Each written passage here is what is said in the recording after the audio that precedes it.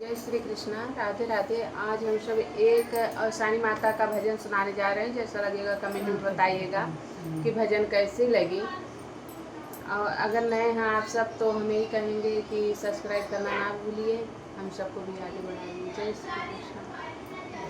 बिहल बाटो की कुमार अवसानी मैया, बिहल बाटो की कुमार अवसानी मैया, सीता के रूप धैलो रामा के मोहि गयलो, सीता के रूप धैलो रामा के मोहि लियलो, रावण के कैलो संहार अवसानी मैया, रावण के कैलो संहार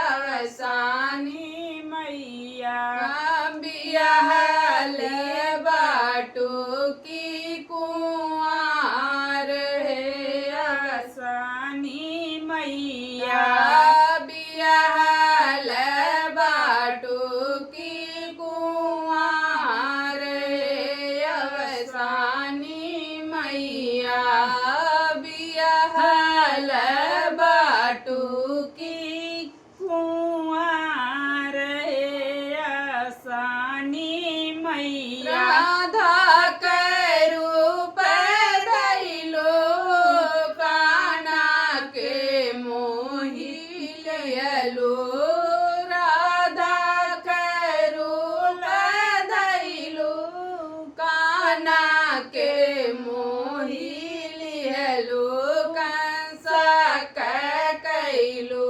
संहार अवसानी मैया, कंस के कैलो संहार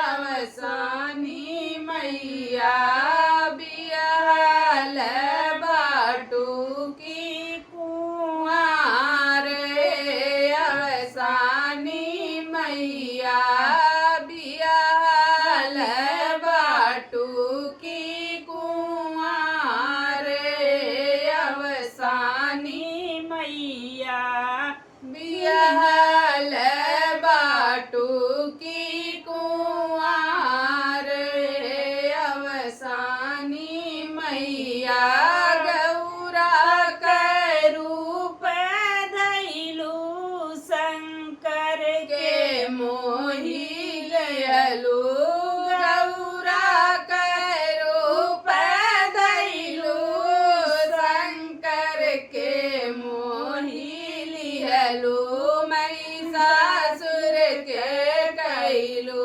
संहार अवसानी मैया, महिषासुर के कैलो संहार अवसानी मैया, बिहल बाटो की कुंवार अवसानी मैया, बिहल बाटो की कुंवार अवसानी मैया। जय माता दी। भजन जैसा लगा कमेंट में जरूर बताना।